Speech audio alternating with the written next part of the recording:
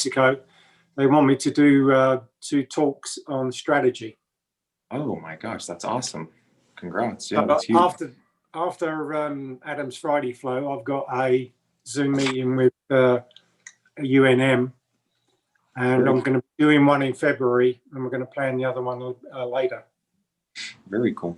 Yeah, we've got a couple of publishers that are members that maybe I can talk to about what, who they utilize and what their process was. But nonetheless, very cool. That's exciting. Yeah, I'm looking forward to it. Good morning, everybody. We're live on YouTube, and thanks for chatting it up beforehand. That was really nice. So we're all live on YouTube. You can use it for any social media you have, just so you're aware, and so you have the advantage. The norms for this is engage the challenges we talk about, attend at a whim. You can come and go. Happy to have you whenever you want to show up, and connect your business topic with the topic we're talking about. So when we talk, somehow figure out ways to tie in your business, because I really want you to work on your ability to, share what you're really offering people, because that's one of the reasons we're getting in business, is because we think we have something to offer. And then as a note, this is really informal. I use these slides kind of as something to help remind me where I'm at, because it can get anywhere around. But the usual flow is we're going to do the intro of the topic, and then you're going to introduce yourselves, and then we'll have an open discussion basically on the topic, and then we'll close with an ask that you have, and that'll be about 9:50. So here we go. Let me see if I put this in presenter mode here. Yeah, there we go. All right, so the challenge question that I put on the meetup, and some people answer this and some people don't, is how do you experiment already with your business? And one of the answers was productivity hacks, platform integration, and configuration and strategy. We also try to find ways to help our clients survive and thrive as well. Sounds cool. Another one was ask customers and then adjust. Take market conditions and adjust. And then one said pivot. All together. All right. Welcome to Adam's Friday Flow for Entrepreneurs. And how do you experiment with the business is the topic I have today. And the passion I have behind this is that I really want to figure out how to move forward with levity, because I mean, who really wants to be in their business and stressing out about what to do right the whole time? And so when we do experimenting, it allows us to kind of say, all right, there's certain things we don't know, and we can have fun moving forward. The people that kind of helped me figure this out was Miriam Ortiz Pino. She said at some point when I'm doing like my intro to people and like, my elevator pitch or whatever. And she said, keep trying like different things, and don't think of it as like, this is the final way to say, introduce yourself, but you kind of like work on it as you go. Think of it as iterations, she said. And then Eric Renz Whitmore also did, for 1 Million Cups, he brought this topic up, and he mentioned where he got the idea from was from this book by Ash Maurya. I don't know how to pronounce it, honestly, but here's it is. And so he ran a little thing about it, and I didn't get to go to his, but I was curious about his particular breakout group on the 30th of December. And oh, what link did I put on this? That's funny. I thought I linked to a book. Anyway, that dude has a book. Maybe I can look it up. What is this thing doing? I hope you put my book up there when I've got it out, Adam. What's that? I hope you put my book up there when I've got it out.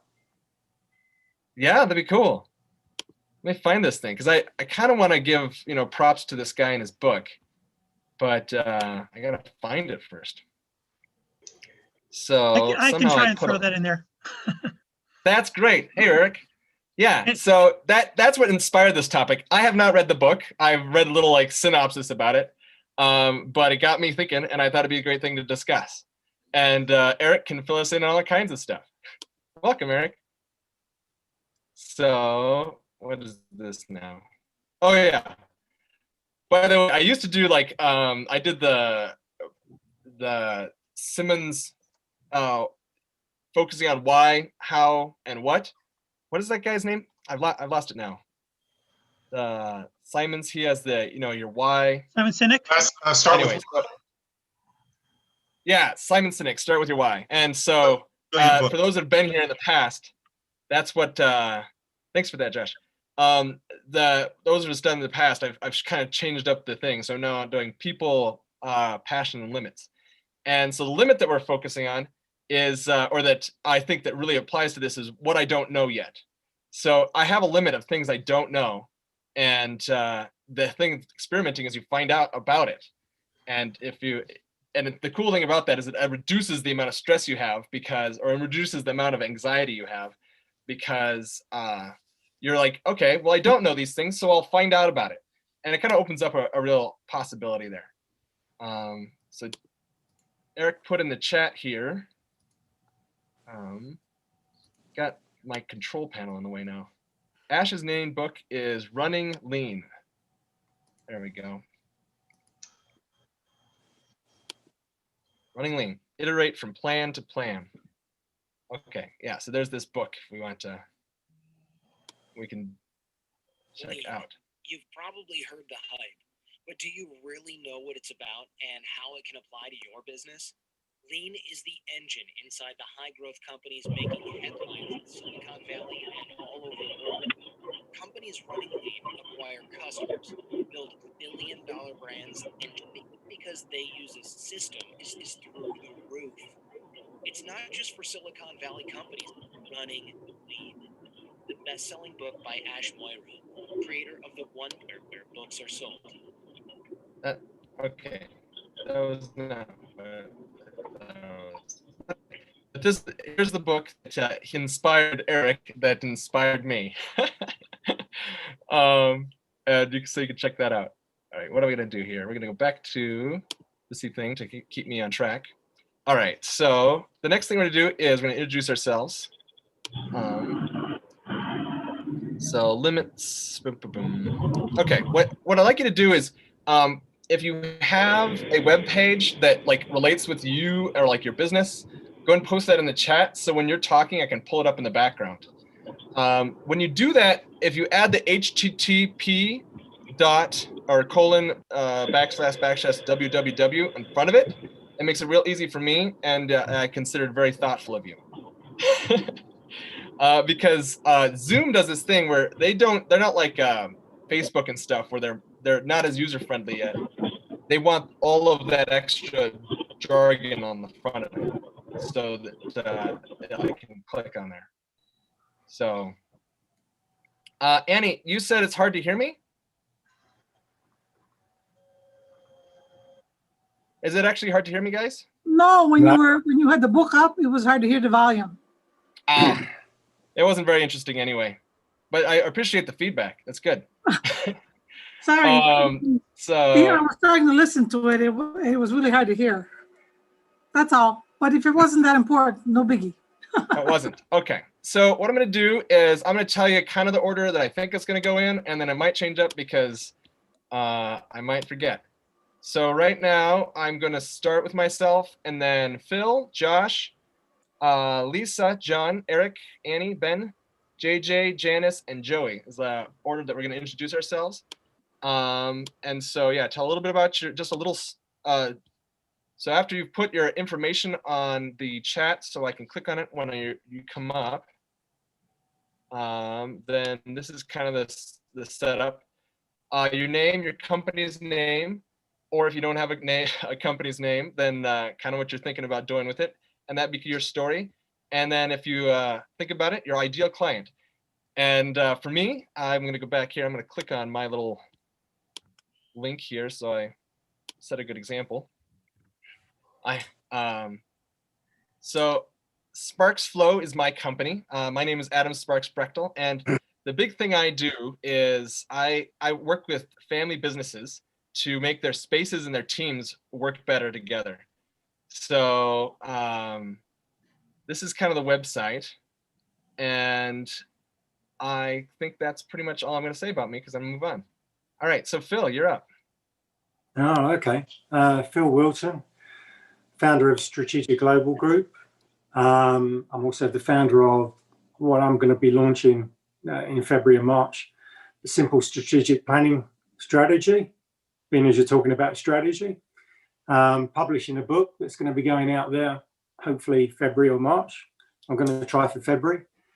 And I'm also been invited by University New Mexico to do 2 talks to students on strategy.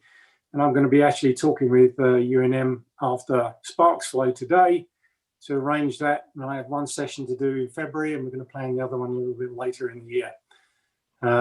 That's kind of my website that you're scrolling through at the moment. This is a new part right here, isn't it? No, that's been there for quite some time. All right. So Adam's not as observant as he thinks it is. Great. Josh. Hi, I'm Josh Betson, and I'm basically just kind of getting started in the world. I took some classes last year. I've had a life-changing event that kind of pushed me into doing something different with my life. So I am working on creating business at home, and one of the businesses I'm kind of focused on moving into and starting to educate myself in is making pottery. And woodworking is another one that I'm going to get into probably by the end of next year. Took an entrepreneur class last year, kind of important to start plugging yourself into community, into business community, entrepreneurship, listening to what other people are doing with their businesses, getting as much education as you can from other people, kind of helps smooth out my transition into the world. And that's kind of where I'm at with things right now. I don't really have a line. I'm still actually just educating myself on how to build my line and getting confident in what I'm making. So ultimately, I'm moving into just being a maker and producing products and ultimately sending them out to I don't know. It'd be nice to have some nice boutique stores and things of that nature to send my products out to. My business name is going to be Thumbprint Expressions. That's cool. That's exciting. I love woodwork, and I dabbled in clay and things. So that I'll look forward to hearing more as you grow here, Josh. Great. Thanks. Thank you. I think JJ was next. Morning, everybody. Happy to be back. It's been a couple of weeks. So I'm with the Albuquerque Hispano Chamber of Commerce. And essentially what we do at the Chamber is provide a multitude of resources for small businesses, whether that be to grow, be part of a committee or a program. We offer networking events. My gosh, we do so many things with the community, and primarily our mission is the economic development of New Mexico. So Adam, I appreciate you bringing up our website. I challenge everybody, obviously, to go to our website just to kind of see how we get involved. And the one thing that I do ask everybody, I have a different ask for later, but my ask right now is to go on our website and at least sign up for our free weekly newsletter. And if you go to our page and scroll all the way to the bottom, there's a spot where you enter your name right there, weekly highlights, where you enter your name and your email address. This way you can start identifying how we communicate to our current members, to the public, see what's going on in the community, the news, the events, everything else. But if you scroll up a little bit, Adam, a little bit more. I think it's Here, even right. I was like, I couldn't see. Is it the bottom? And I was like, right there. Yeah, sorry. Close to the bottom. But yeah. So that's who I am. And obviously would love to hear everybody else's business stories as we can help connect the dots, help build relationships. And that's essentially what we do. And that's what it's all about. Great. And you had an event last night, and we did. I was going to actually, Eric's ears were probably ringing. We were talking about you because the event last night we had is a hybrid. It was virtual. Obviously, we normally have it at a brewery. It's called Get Crafty, and we pick up a member of ours and go to a brewery. But Shannon Hawke, as Eric was talking about you, in the sense that we used to have this event. It was called Something Business Fails, and they used to just put a word in front of it, international fails, and the businesses would talk about how they failed and how they pivoted and how they've adjusted. But this program that we have, it's kind of evolved into a huge event that we do. So it was awesome. It was our first networking event of the year. Very successful. Lisa, was so happy to see you on there last night. So pretty cool. So we're really excited. We have another networking event next week. So like I said, come on our website. There's tons of events that we do. We're getting very creative from a hybrid standpoint. So appreciate it. Is Get Crafty a 1-year thing, or is it coming up again sometime? It's monthly. And we're hoping by the third quarter that we can get back to normal and start going to breweries, distilleries.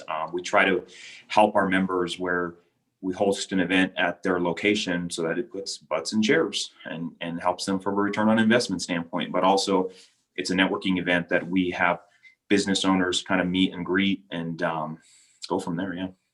Where would I find it on here? Because it's not showing up right here real quick. It's actually, we might have taken it off because it was last night, but if you scroll down a little bit, we have our PPE program, keep going. We might have taken it off because it was last night. It should be there. And if not, then that's well, our there's next. the one coming up next month. Do we know when it is? Or is that still that's next week right there. It's called Biz Gratis. That's another networking event we're going to be doing virtually. Oh. And then what we'll do is we'll get the next Get Crafty up probably within the next 2 weeks for next month. Cool. Yep. Thanks, Adam. I appreciate that. Yeah. So was it actually a physical networking event, or was it virtual yesterday? It was virtual, and they're going to be probably for at least another couple months. Oh, okay. So when do you think you'll have an actual physical on-site? Third quarter. Third quarter? Yeah. Actually, I'm going to jump in, JJ. Sorry. Yeah, Joey. Go ahead, Joey. We work for the same organization. JJ's my boss. And, Adam, we missed you, man. February 13th, we have an event coming out. We're getting the marketing ready. It's not a big event, but it is almost it's an in-person event, but it is our daycation, and we have we talk about our daycations, but this one's going to be centered around Hotel Albuquerque or Hotel Chaco. I don't know which one yet. Sawmill Market, and then Albuquerque Museum, and it will be socially distanced. Each place has blocked off certain spots for us, but it's a dinner and a conversation, but it will be an in-person networking event that people can sign up for. It's a whole day thing. If you want to get a room, we get good rates, but that's from our convention and tourism department. So that'll be our first, I guess, in-person thing that we do here soon. It's basically dinner in the whole Albuquerque Museum, but we're excited for it. Cool. Yeah, thanks. thanks. I think the next person was Lisa. Do you have a website yet, Lisa? Did I look for that? We have something that's not horrific anymore, so I did put that in the chat. All right, I'll try and find it here. So my name is Lisa McGarry. I run Proficient Financial Management. We work with a variety of small to mid-sized businesses, helping them grow, helping them sustain that growth. We use accounting as our tool to do that. So we do a lot of accounting and finance work. We work a lot with people in specialty trade, real estate, manufacturing, wholesale.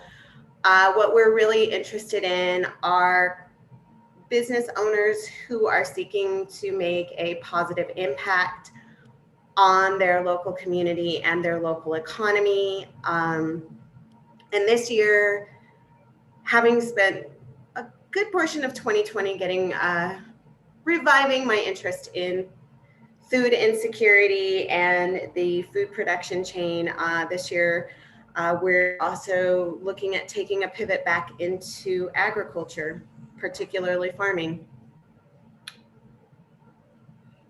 Have you spoken with Travis Kellerman by chance?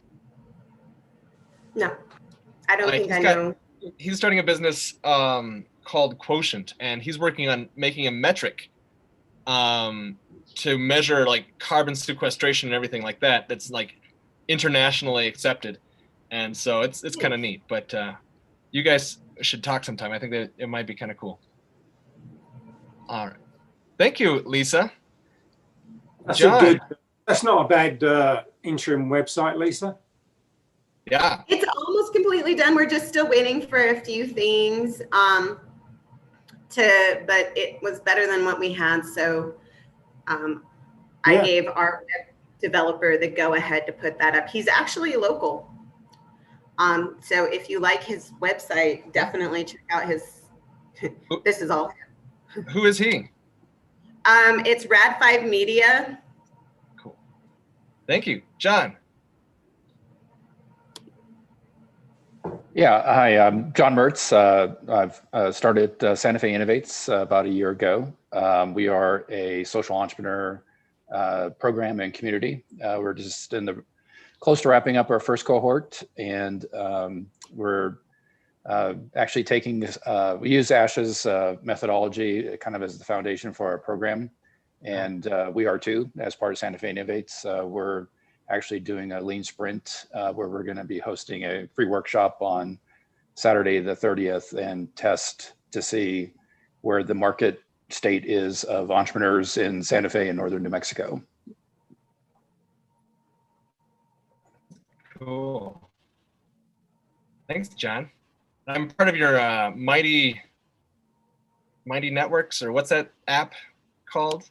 Yeah, we part of our You guys pivot, have a yeah, was to launch a community using the Mighty Networks platform. So it's called GoSocialEntrepreneurs.com. You can join, and we use it both to build community virtually as well as just to support the entrepreneurs that are in our cohort. It's pretty cool. And you did like one little podcast or a podcast for a short while, something about politics and business and. Yeah, I dabbled in podcast Activate World, and with all the big brands moving into podcasting, I decided not to kind of continue that. But yeah, I actually I was looking forward to it. Yeah, but I guess the other thing about me, I'm in the last year of my doctorate program, and my focus is on kind of corporate activism and social entrepreneurship and the role of moral courage. That's cool. Thanks. Annie. Hey, hang on a second. I'm trying to figure out if I'm muted or not. So hold on. You're not muted right now. I'm not. You're right. So hold on. I'm gonna find your website. Hold on. I'm gonna try and type my verbiage on the chat box here. Yeah. There we go. So I got it in. Hey, good morning, everybody. I'm Annie Irizarry, founder of Core Community Housing, sustainable community development. So it's in a real estate space, if you will, and a community development. Working with Phil right now, and we're trying to do our proposal through National Science Foundation. That's the kind of our priority at the moment. We're working with Valencia County to develop a 30-acre development. At the moment, we've been approved for the zoning to develop that. So we're busy trying to get the proposal submitted to National Science Foundation. So that's the project we're in. But my background has been certainly in entrepreneurship. I co-owned a business out of Chicago in a social impact space, a resale store, and buying and selling furniture and providing furniture to needy families out of Chicago for 10 years. I have also been a project manager consultant for over 20 years. So that's kind of my background for a long time in the technology space and engineering and data centers and programming and accounting and finance. So, yep. So that's kind of the. Cool. Thanks, Annie. Yeah. Yeah, and there's great progress happening. Ben. Yeah. Hey, everybody. Thanks, Adam. My name is Ben Wolf. I am the creator of the Beanie Sleeper. So the Beanie Sleeper is a specially designed head wrap with a built-in contoured sleep mask. Right now, my primary customer are people who are going through chemotherapy. They're using it during treatment to help block light and keep their heads warm without overheating. I'm not sure what else I can say, except, good, glad to be here. Feel free to buy one. My website's fully up and running. But let me just say this, it's not just those people. Campers are using it. People who are flying, who are using it. of course, for sleep. And actually a new one is for migraine relief. That just happened. I had a couple of reviewers asked to review the Beanie Sleeper for migraine relief. That's cool. 100% cotton. It's yeah.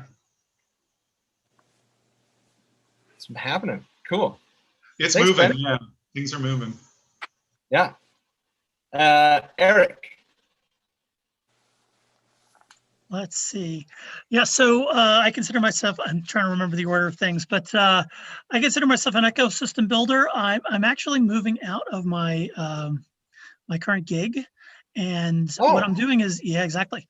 I'm exploring doing community building for entrepreneurial communities for smaller, mid-sized cities.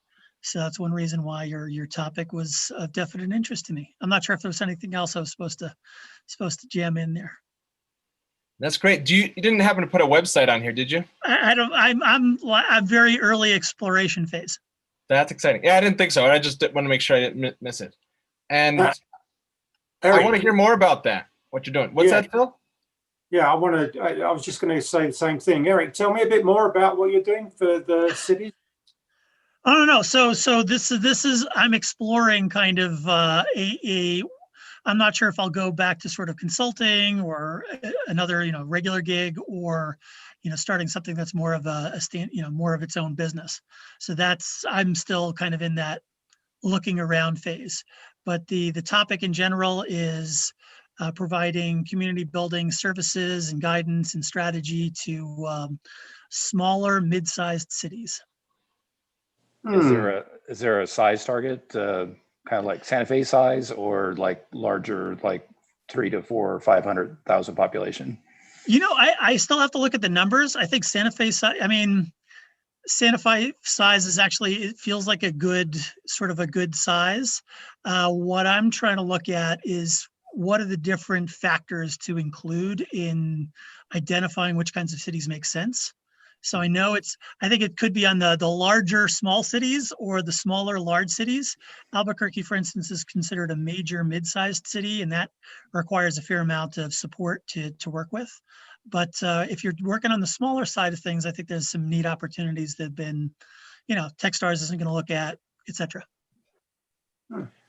Yeah, just if you haven't looked at 100K Ideas in Flint, Michigan, they're doing some interesting things community development wise, and they're kind of Santa Fe size. But anyway. Nice, thanks. That's great. And Janice. Hey everyone, nice to see you. So the name of my company, first of all, I'm the plumber whose sink is always leaking. My website isn't done yet. And that's what I do. I create websites. One of the things I do. So my name is Janice. I'm currently living outside of Santa Fe, New Mexico, but I have my clients are from all over the country. I help small businesses and entrepreneurs create and identify a brand identity. If they already have a brand identity, I can help them strengthen it. And I can often identify missing opportunities to make money. And I also work on claiming their social media and helping them to understand what platforms they should be on and why, based on their clientele that they're trying to reach. My ask is, I am an ovarian cancer survivor, and on Wednesday the 20th, my ask is that you all follow, if you are on Facebook, if you can please like my New Mexico group and spread the word, because ovarian cancer is a silent and very deadly disease, and we all need to be educated on it. So that's my ask. That's great. And if you have any questions about business, please reach out to me, and also just reach out to me to connect, because I love to build community, and I have really missed it during 2020 when we all went through COVID, but I had the other two C's, cancer and chemo, that really knocked me out. So definitely reach out to me if you want to connect. And yeah, I showed you my website earlier, but I'm hoping that'll change here in the next couple of months, because I'm working with Janice to work on my branding and all that good stuff. And she told me hashtags and cool stuff. So and Janice, you and Ben would probably have a good conversation, because that's kind of one of the things that really took off when he first started his business, was people doing like, cancer I was stage. really lucky Janice and I actually spoke about a month and a half ago.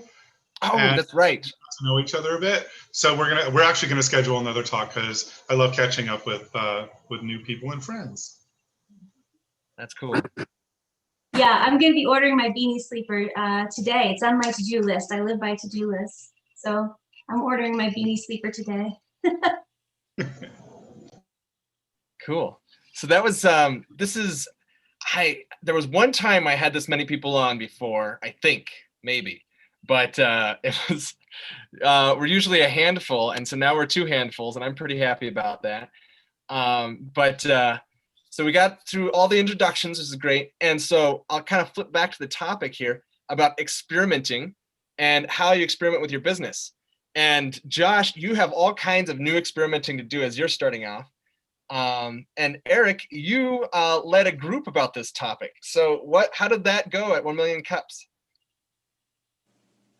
I mean, it went well, I think, and I thought you were there. I thought. That's right.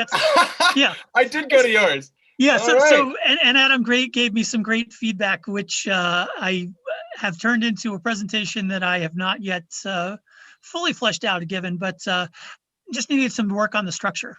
Kind of what kinds of information folks kind of need to have in order to get to what I wanted to get to, which was kind of experiment design, in order to help make sure that you're answering the questions you need to answer in order to make your startup or other business venture, et cetera, move forward. Cool. So what's some, so experimenting with the business, how many of you actually, just like a show of hands, how many feel like that's your approach, is to experiment with your business, like as you go? All right. And then how would you go ahead and like talk about how do you see yourself experimenting with your business? Because this is really exciting to me to hear like how it's worked for you and how it's benefited you. Are you asking anybody? Yep. So what I've been doing is, I knew that chemo patients, people going through chemo, they were my people because they were my early adopters. What I didn't know is that if campers would like it, or people with just sleep issues or migraine or anything like, or travel.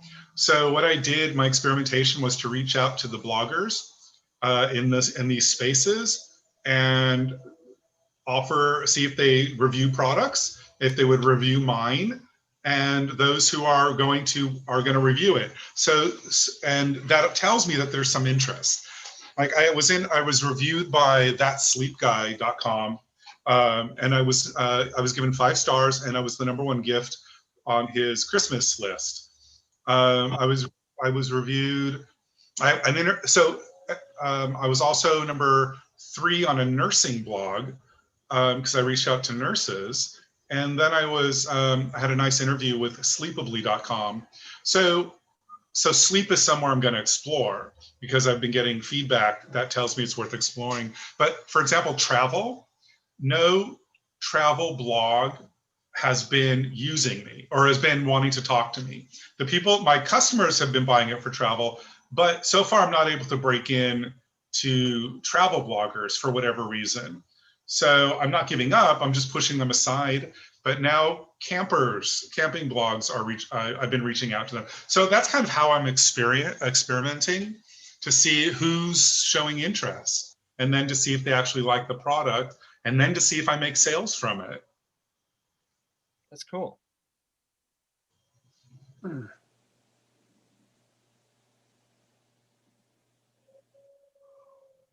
With my own business, so I didn't even know there was a thing called a professional organizer. Before I even started my LLC, and I found out about that afterwards. And through the past 2 years, as I've been doing my business, I was trying to figure out what I was doing and where I was going with it. What was it that I offered that no one else was really doing? It's everything has been an experiment.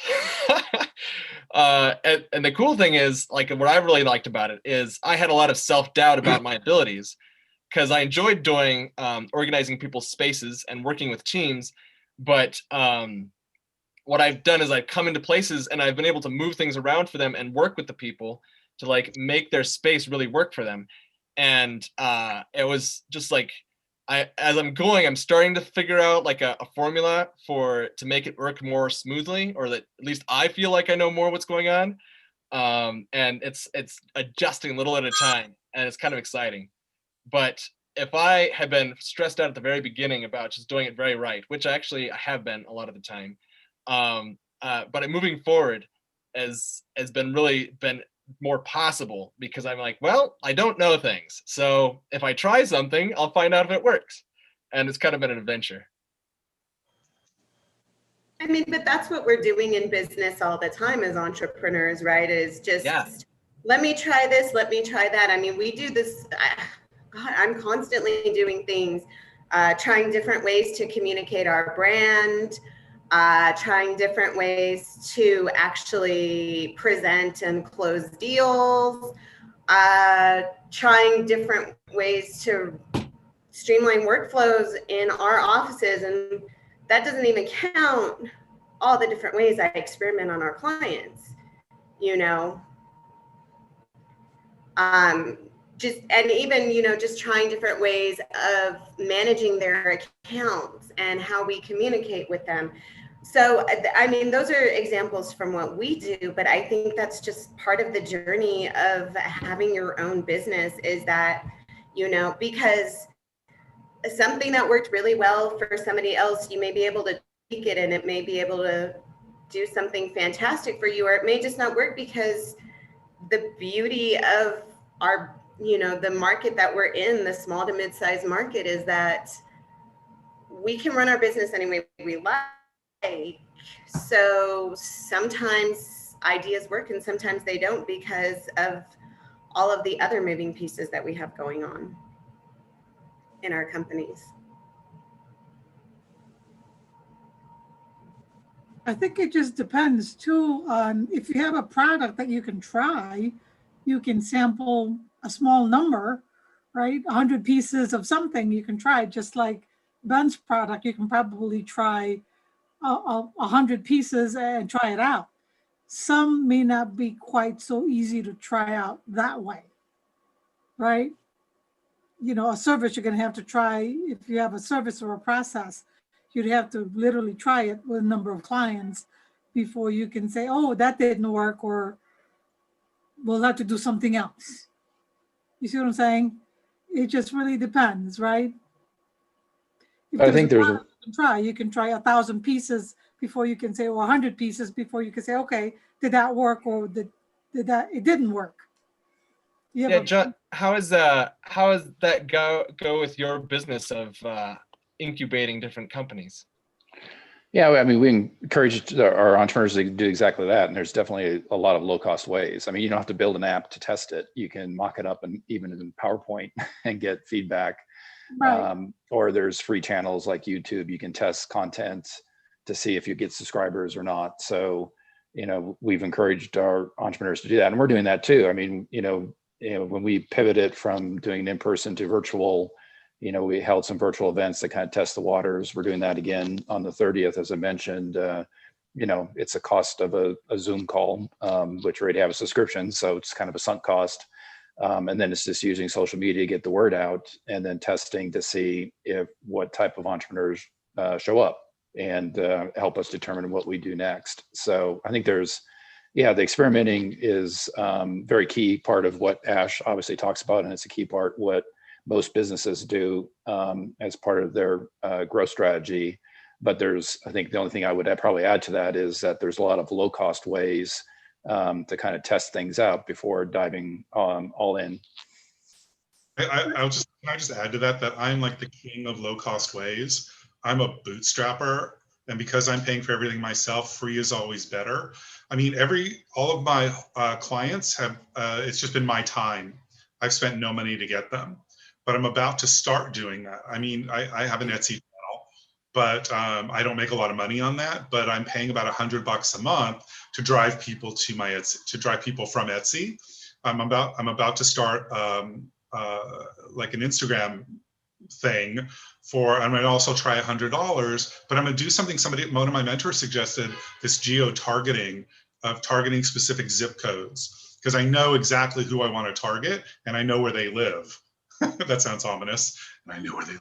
But so I'm at that point where, I mean, it's funny because I target, so when I go after these bloggers, all it's costing me is an email and perhaps a beanie sleeper and postage, right? So it's it's about $10 for me to get them to try it. I think that's worth it for me. Now, I don't have a big software company. I have no idea what the cost would be, but I can't imagine initial contact costing that much.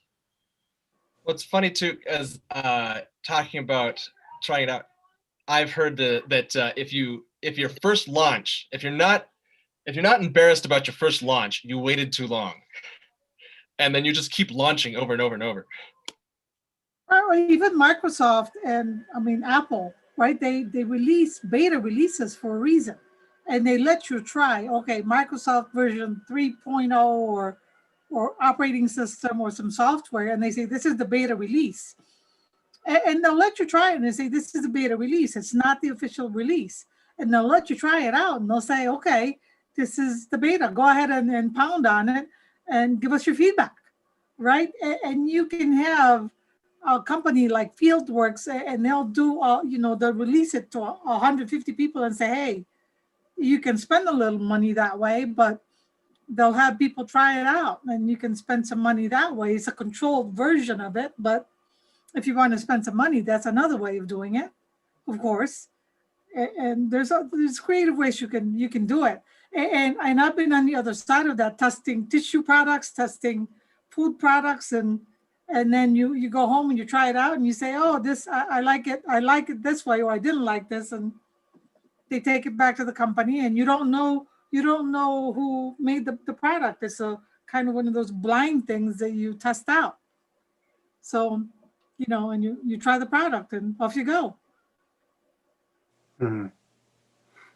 It's interesting listening to everybody's experiences. From my perspective, experimenting with business has always been with companies.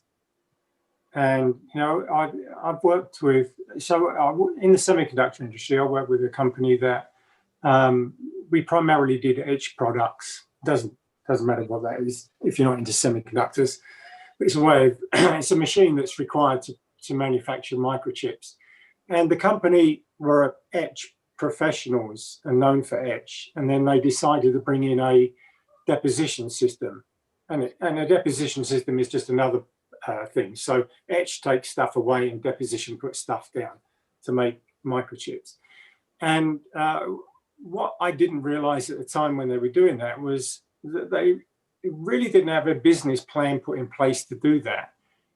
Because if you're known for doing something good, like etch, and you bring in a product that deposits stuff, then you have trouble launching that into a business. Okay, and so that was an experiment that didn't work out very well. And the funny thing is, when I moved into consulting, I found that as well, because I was hired by a vacuum company that does vacuum pumps, industrial vacuum pumps, and they were a repair and rebuild company, and they were extremely successful at their business. And then they decided they wanted to sell new vacuum pumps, and it didn't work.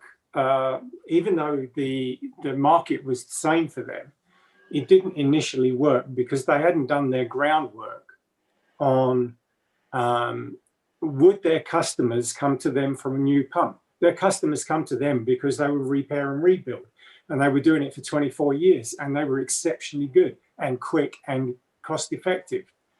But they weren't known as a supplier of new pumps. And so you get these real life experiments running with real life established companies, and they just mess up on it. It's pretty amazing. And then the other aspect is I realized after I was being consulting for some time, there's a huge difference between starting a company and trying to pivot a company. And they are completely different strategies.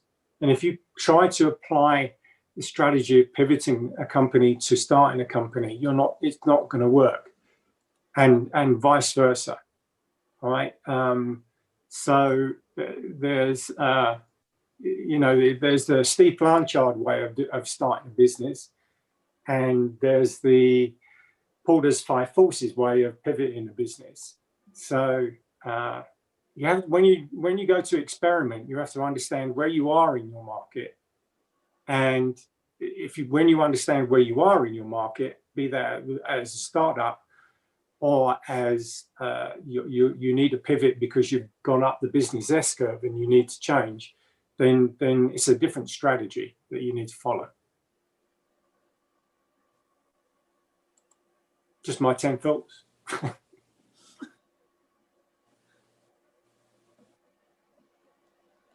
I had it on mute. Okay, so isn't that like the phrase of 2020? Oh, I was on mute.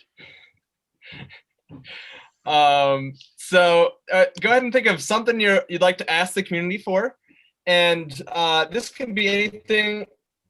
If it's related to your business, it's good. So for me, I would love to be introduced to anybody who'd like to leverage their teamwork. And I'm going to then kind of go through just generally the same route that we did before. So Phil, what's your ask?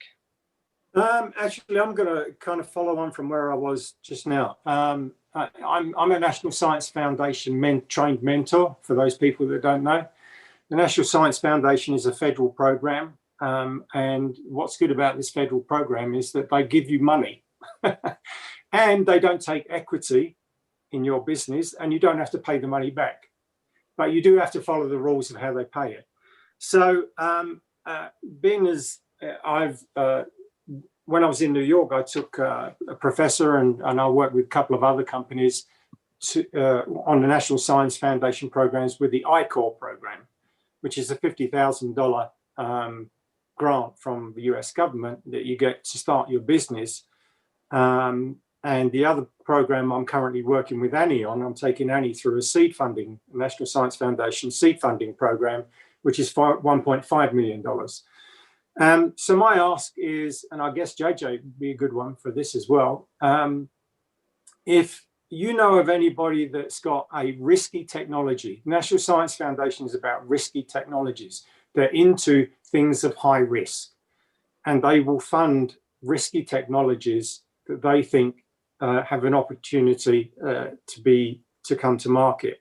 So if you know of anybody that's got risky technologies and they're kind of struggling of how they get to market, and the technology can be almost anything, then contact me. Let's have a chat about it, and we'll see what we can do. Great, Josh. I don't really have an ask or anything of that nature. Well, go ahead if you had something to say. I was just going to say, I guess at this point, kind of where I'm at is I want to listen to what other people are going through, listen to how they organize their thoughts around business. I have time that I could actually help other people with their business at this point. If that was something people might be interested in, is a help at this point. And that'll change as I get more and more into my own business. I'll have less and less time, but I kind of look at it as, I would like to invest in people so that when I'm ready, people are ready to invest in me. And that's just kind of the way I look at it. Josh, I'd love to talk to you more too, because I'm like excited about what you're doing. And if you'd like just drop your email in the chat or something, or you can contact me at adam@sparksflow.com. Yeah, I can drop my email. Yeah. Okay. Then we can talk more. I think that's really neat that you're doing. I I'm really excited that you're at the point you are right now and that you're reaching out. I mean, that's how I got started, was 1 Million Cups also. I went in there, I got a community that actually made me feel like I could do this, and they're encouraging and they're great folks to be around. And that's kind of what I'm trying to create here too, especially in this time where everyone's stuck at home. Yeah, for sure. Yeah, I mean, it's tough. We're in a tough spot right now. So that's why I was getting agitated and just needed to find an outlet, where do we find these people? Great. I'm glad you're finding us. There you go. Thanks for coming, Josh. Thank you. John. Yeah, just to reiterate too, I guess, just if you know of entrepreneurs that either want to start or thinking about starting, let them know about our event on the 30th. We're just trying to use that again, not only to deliver some content to hopefully help them, but also kind of test the market of where we go next. On the 30th. Looking forward to it. Thanks, John. Annie? Yeah, I think I'm on mute. Hold on. No, you're not. I'm not on mute. I can hear you. I want to know about that January 30th event, John. Can you Did you post it on the chat? Yeah, can you post that on the chat, please? Because I'd like to know more And about if you that. did, just do it again. Yeah, I'll do it right now. Yeah, please. Thank you. Because I'd like. Is that in Santa Fe? So It's my virtual. ask is, It's virtual. At this point, for me, I mean, I've got several asks, right? Certainly, looking for that. Certainly, in more investors, social impact investors, for what I'm trying to do, right? As we move forward with our initiative in Valencia County, we're certainly making progress. That's one of my asks, and of course, the second ask is from John. What's the other thing I was going to ask? Can't remember now.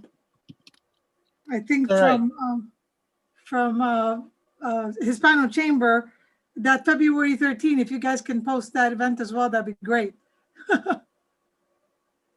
Would be fantastic. Cool. Right.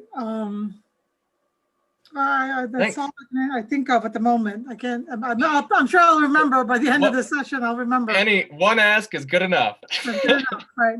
Thank you. Thanks. Ben. Well, one of my asks, I'll just say there's two.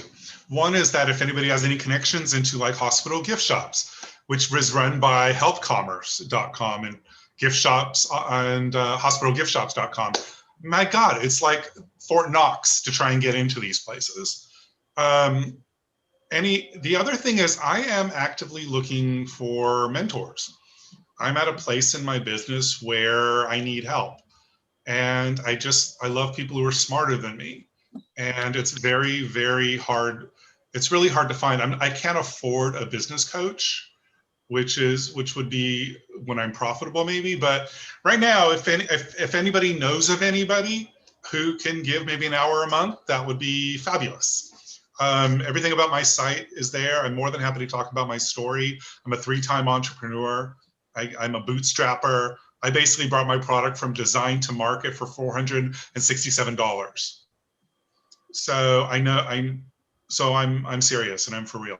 Anyway, that was my ask. Awesome. Thanks, Ben. I kind of lost track of myself. Let's say, Lisa, you're next. Oh, sorry. I was just messaging Ben because I actually do mentoring in my free time. That's cool. So there's my email address. Yay!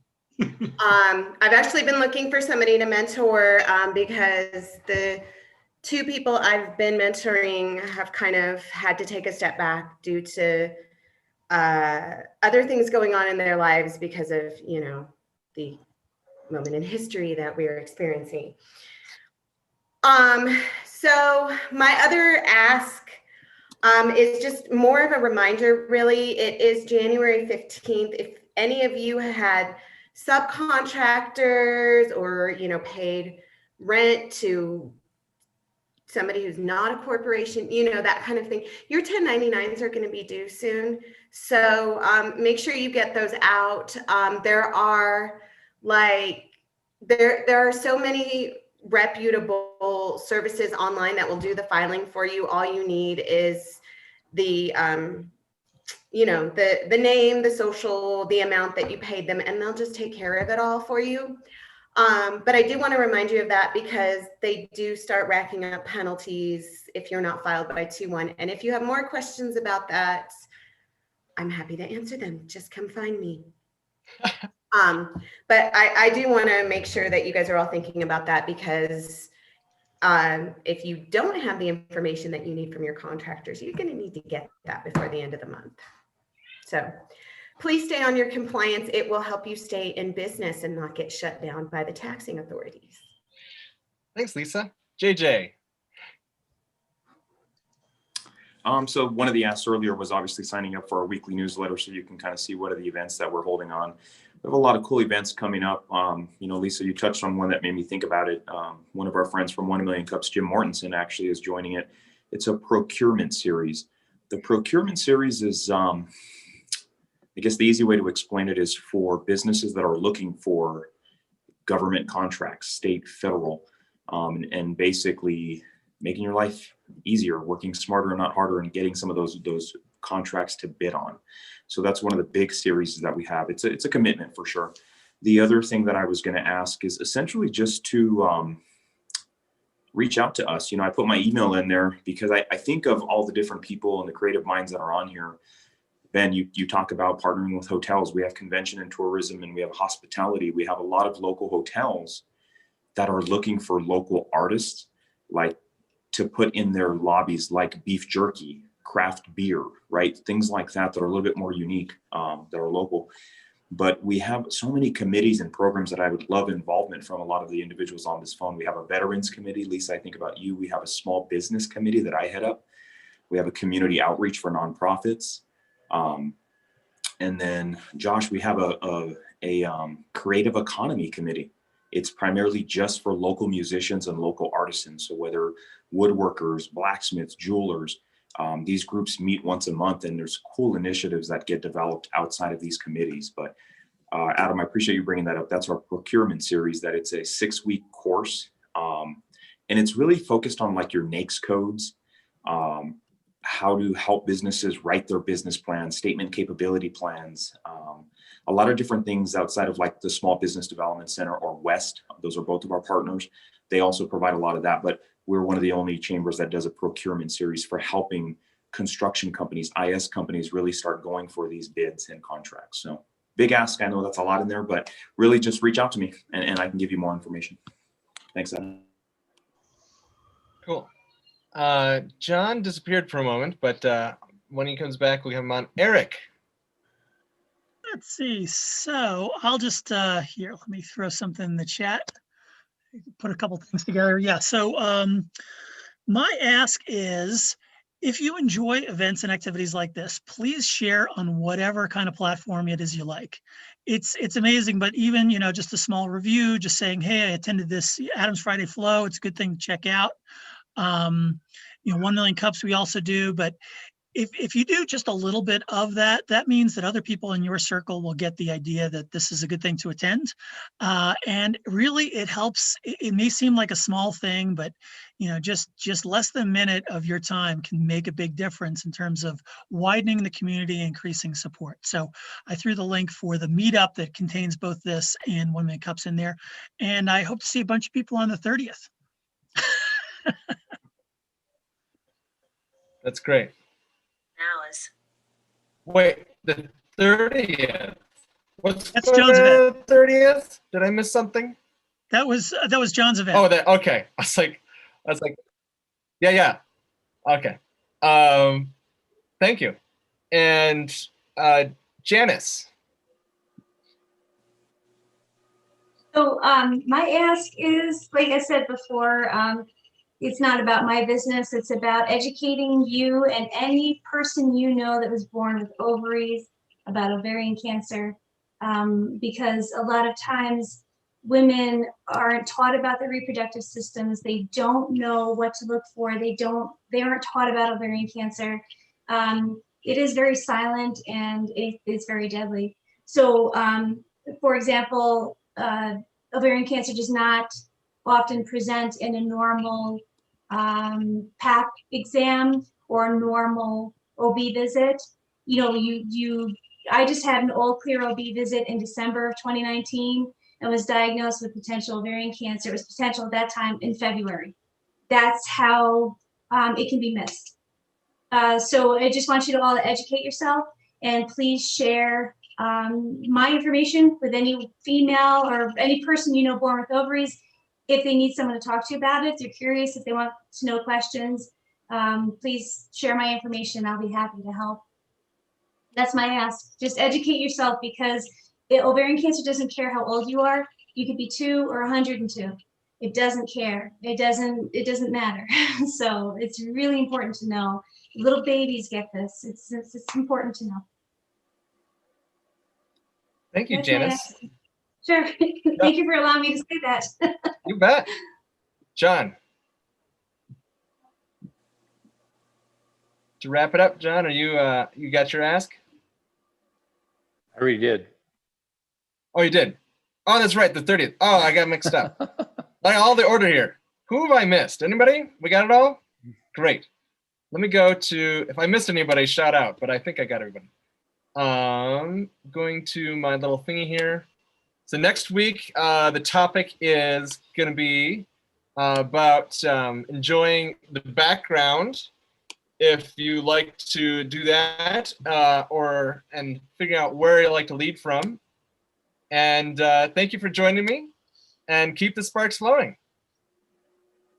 Thanks, Adam. Thank you very much. I appreciate it. My privilege. Thank you. Bye to everyone. Bye.